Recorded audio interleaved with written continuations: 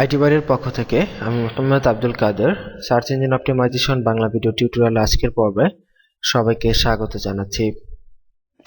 গত পর্বে আমরা দেখলাম যে অফ পেজ অপটিমাইজেশন জিনিসটা কি এবং সেটা সম্পর্কে কিছু তথ্য আমরা জেনেছি, আশা করি বুঝতে পেরেছেন।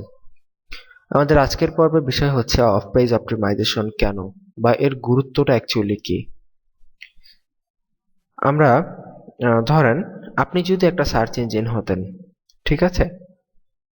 তো এখন আপনাকে যদি দায়িত্ব দেয়া হতো যে আপনাকে যদি কেউ বলতো যে শোনো, কেউ যখন ধরেন car service in Dhaka, car service centre in Dhaka লিখে গুগলে বা তোমার সার্চ ইঞ্জিনে সার্চ করবে, তো তখন তুমি কি করবে? ধরেন আমাকে কেউ বলল বা আপনাকে কেউ বলল যে ভাই আপনি হচ্ছেন একটা সার্চ ইঞ্জিন, যখন কেউ আপনার কাছে জানতে চাইবে যে ঢাকার মধ্যে কার সার্ভিস সেন্টার কোথায় আছে, তখন আপনি কি করবেন? আপনি যিনি জানতে চাইবে তার কাছে কোন কোন সার্ভিস সেন্টারের নাম দেখাবেন। তো এটা যদি আপনাকে কেউ বলে তখন আপনি কি করবেন? আপনার কাজটা কি হবে? আপনার কাজটা হবে আপনার কাছে যার যার তথ্য আছে, যে সকল কোম্পানির তথ্য আপনার কাছে আছে সেগুলো আপনি দেখবেন, যে সেগুলো দেখে কিন্তু যে তাদের মধ্যে থেকে আপনি সেরা 10 জনকে, আপনার কাছে যিনি জানতে চাইছে তার কাছে আপনার সেরা 10 জনের তথ্য আপনি উপস্থাপন করবেন। তো এখন কথা হচ্ছে যে আপনার কাছে জানতে চেয়েছে কার সার্ভিস সেন্টারের ঠিকানা। এখন আপনি দেখলেন আপনার কাছে কয়েক লক্ষ কার মানে গাড়ি সার্ভিসিং সেন্টারের ঠিকানা আছে। এখন আপনি তাদের মধ্যে থেকে কাকে আপনি কোন 10 জনকে দিবেন, ঠিক না? কারণ যিনি আপনার কাছে জানতে চেয়েছে সে যদি আপনার কাছ থেকে উল্টাপাল্টা তথ্য পায় বা ভালো সার্ভিস সেন্টারের খবর না জানে, তাহলে কি হবে? তাহলে কি সে আর দ্বিতীয়বার আপনার কাছে জানতে চাইবে? কখনোই চাইবে না।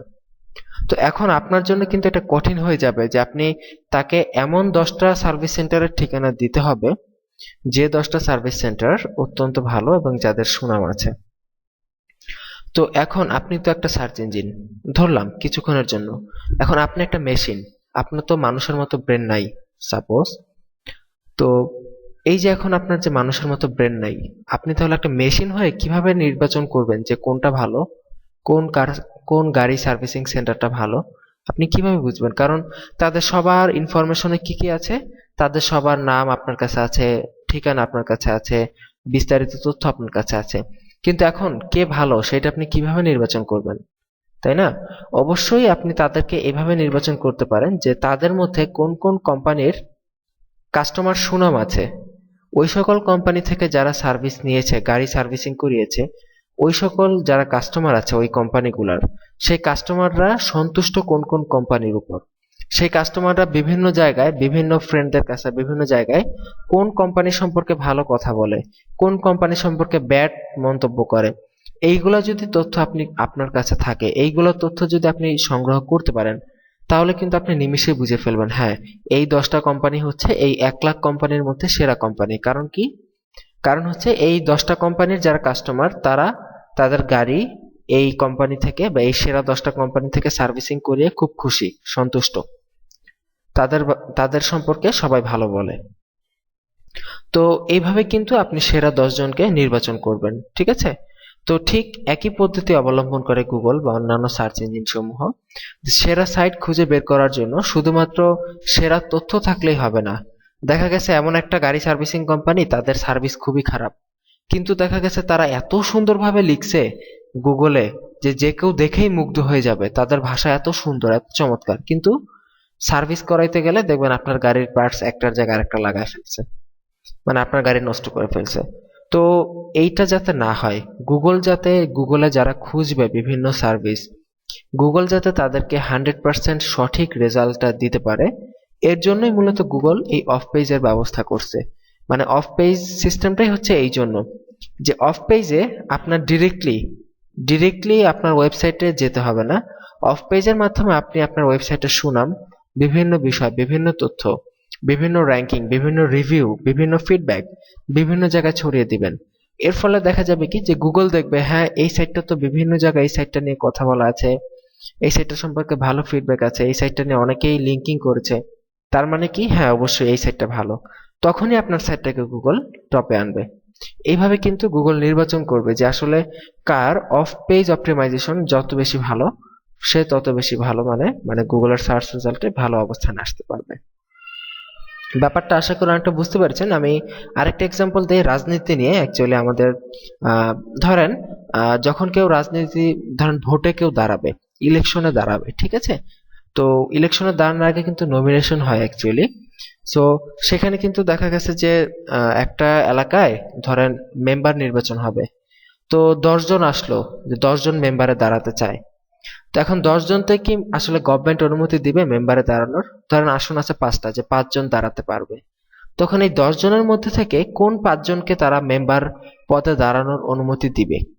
কোন 5 জনকে দিবে? সেই 5 জনকে দিবে যাদের লোক সাপোর্ট বেশি, যাদের লোকবল বেশি, যাদের সাপোর্ট বেশি, যারা ভালো, যারা বিশ্বস্ত, যাদেরকে মানুষ বিশ্বাস করে, তাদেরকেই তো দিবে, তাই না? তো ঠিক একই রকম গুগল কিন্তু তাদেরকেই তার ফার্স্ট পেজে রাখবে যাদেরকে মানুষ বিশ্বাস করে। ঠিক আছে? তো এই বিশ্বাস করার জন্য কিন্তু যে তার ফ্যামিলির লোক হতে হবে এমন নয়, তাই না?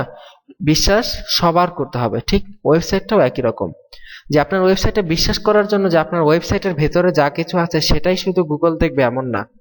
আপনার ওয়েবসাইটের বাইরের জগতে, টোটাল ইন্টারনেট জগতে আপনার ওয়েবসাইট সম্পর্কে কে কি বলে, কতজন আপনার ওয়েবসাইটকে ভালো বলেছে, কতজন আপনার ওয়েবসাইটকে খারাপ বলেছে, এই সামগ্রিক বিষয়ে পর্যালোচনা করেই সার্চ রেজাল্টে গুগল স্থান দিবে, যাতে করে গুগল সেরা সার্চ রেজাল্ট আপনার ওয়েবসাইটের জন্য বা গুগল তার সার্চের জন্য নিশ্চিত করতে পারে।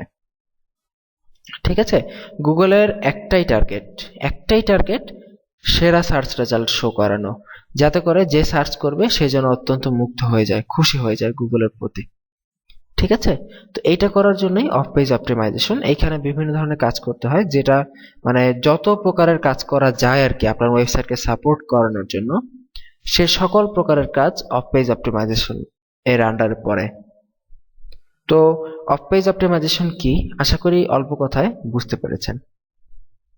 তো এবং অফ পেজ অপটিমাইজেশন এখন কি কি করতে হয়, অবশ্যই মনে হয় প্রশ্ন আসছে আপনাদের মনে, যে আসলে আমরা তো বললাম যে সাপোর্ট করা, ওয়েবসাইটকে সাপোর্ট করানোর জন্য আসলে আমাদের কি কি করা উচিত, কি কি করলে ভালো হয়, কি কি করব। তো এই বিষয়গুলো আমরা নেক্সট টিউটোরিয়ালে জানবো এবং প্র্যাকটিক্যালি ইনশাআল্লাহ আপনাদেরকে দেখাবো। তো সেই পর্বগুলোর আমন্ত্রণ রইলো। আজকের পর্ব এখানেই বিদায় নিচ্ছি, তাহলে ভালো থাকুন, সুস্থ থাকুন, আল্লাহ হাফিজ।